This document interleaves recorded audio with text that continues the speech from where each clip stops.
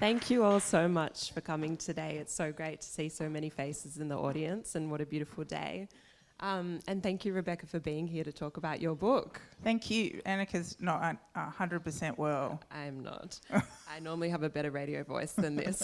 But yeah, so for those who haven't read the book, it charts you at 50 deciding to take MDMA for the first time. What spurred this on? You had done decades of therapy. Why did you reach this turning point, and why did you think this was the answer? It's interesting you say, why did I think MDMA was the answer? Because I didn't think it was the answer. I knew there was a question. I just didn't know what the answer was. The question was posed after, and you mention it, probably 30 years in and out of psychiatric care. And by 50, a pretty good repertoire of what you would call, some people would say mental health protocol and self-care protocol, or some people would call it self-regulating behaviour. Very, very white, middle-class self-regulating behaviour. Hiking, cleaning, lots of cleaning. Howard Storage World is my church. You know what I mean? And all the kinds of all this kind of self-regulating behaviour that was trying to keep what I describe as the whirligig inside me kind of suppressed. But at 50, a number of kind of personal things had happened. A marriage had ended. My father died for various reasons, which I talk about in the book. I stopped talking to my mother, and this kind of cleaning, walking, work, a bit of a workaholic, started not work. So all of those behaviours started not to work quite as well, and I started to be a bit worried about it. The noise, that internal noise, started to get less under control. So at 50, I'd always wanted to walk some of the Camino in Spain, which I did. I did a very short. It sounds more macho than it actually was. It was about 7 weeks. It's 7 days of very, very glamping, kind of. But I was still walking for really fast for kilometres every day, and I was still really angry, and I thought, I don't know quite what I'm going to do about this. So that was, that led me into a bit of a, I think, late in life exploration of and true understanding of the nature of trauma. Yeah, it's interesting because there is research that shows that walking does bring up, it helps people integrate trauma in their brains in maybe a similar way that MDMA does. But how does MDMA work? Why does it? You mentioned in the book that it was originally called therapy, which I didn't know. Yeah, that was its first name, was therapy. So why does it work for trauma? What is the kind of what's going on in your brain? Yeah, so at the end, just to pick up on that story, so at the end of the Camino, I thought, what am I going to do? Is now the time for heroin? Or do you know what I mean? Or I don't know, what am I going to do? And I went, I was catching up with some friends in Madrid. One of them's a psychologist, and she said to me, I think you should go read this book called The Body Keeps the Score. And I'd seen it in bookstores, but I hadn't registered it.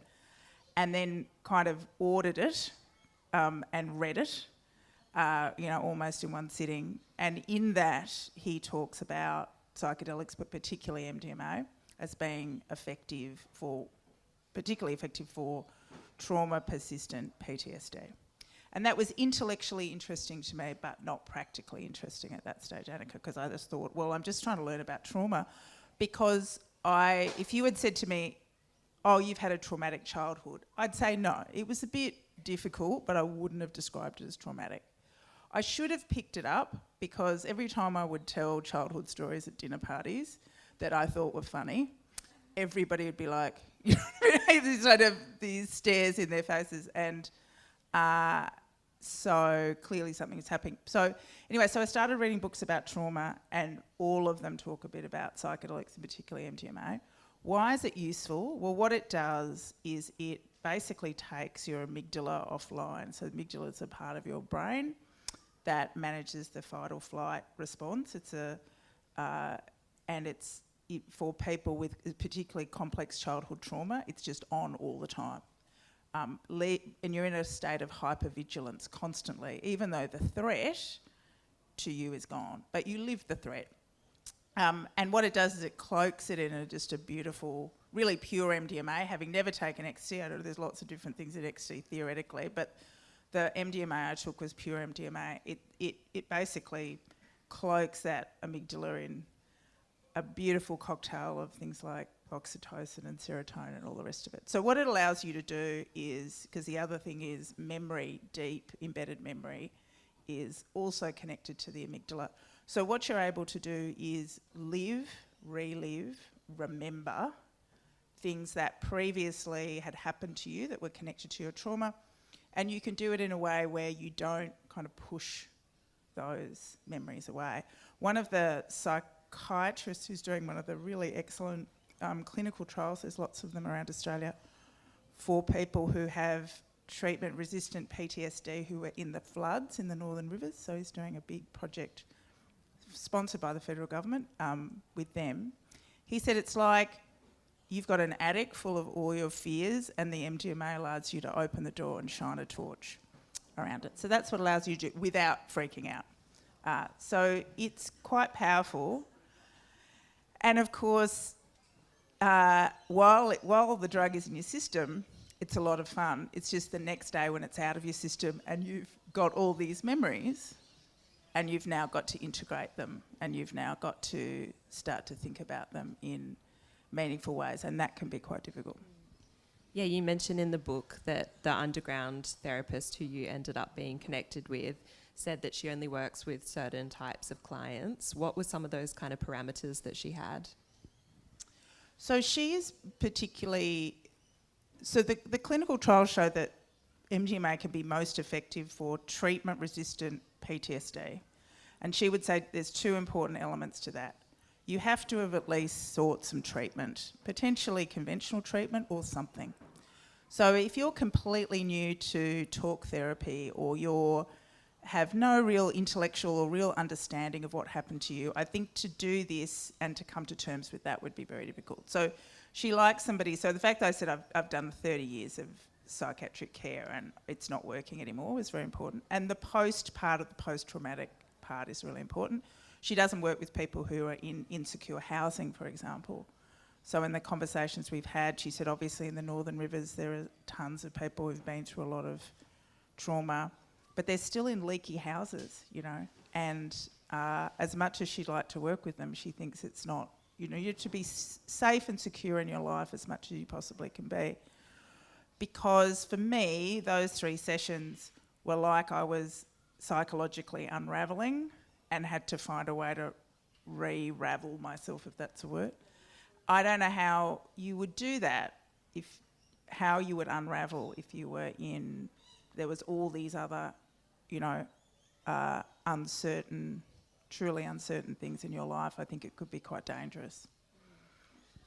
I mean, my main thing reading it was that I just thought you were so brave, because I don't want to go into an attic and shine a torch around. It sounds awful. I know. It's funny, people do say that. They say, and look, you see it in people's face when people at readings come up to me and they say, I'm thinking of doing this. And I said, okay, are all the things that you've locked away in your head, are you ready for them to come tumbling out in an unexpected way for the next 6 to 12 months? And their immediate reaction is whether they're ready for it or not. It didn't feel brave at the time. It just felt, because I had no idea what was going to happen. So when you said, why did I think it, your original question was, why did you think this was the answer? I didn't think it was the answer. I'd read everything I had on trauma. I thought it was really interesting. It was helping me understand my childhood. That, for people who haven't read the book, was just full of violence and uncertainty. It was really only a really dear friend who told me she had this experience, and she said, I think you should try it. I thought, oh well, I'll give it a go. What's the worst that could happen? Because for me, MDMA was what people took at parties, and I thought, what's the worst that can happen? I could put on some hot pants and, you know, dance on the ottoman, I don't know, in front of a stranger for 8 hours, because that's what people did. I thought that's what people did on MDMA. But there was no hot pants. There was no dancing. It was very different. So perhaps if I had known what was going to happen, I would have been brave. It would have been brave. For me, it was just like, what have I got to lose? And I really need to get a handle on this, because I really, really, really didn't want my kids to carry, the intergenerational trauma baggage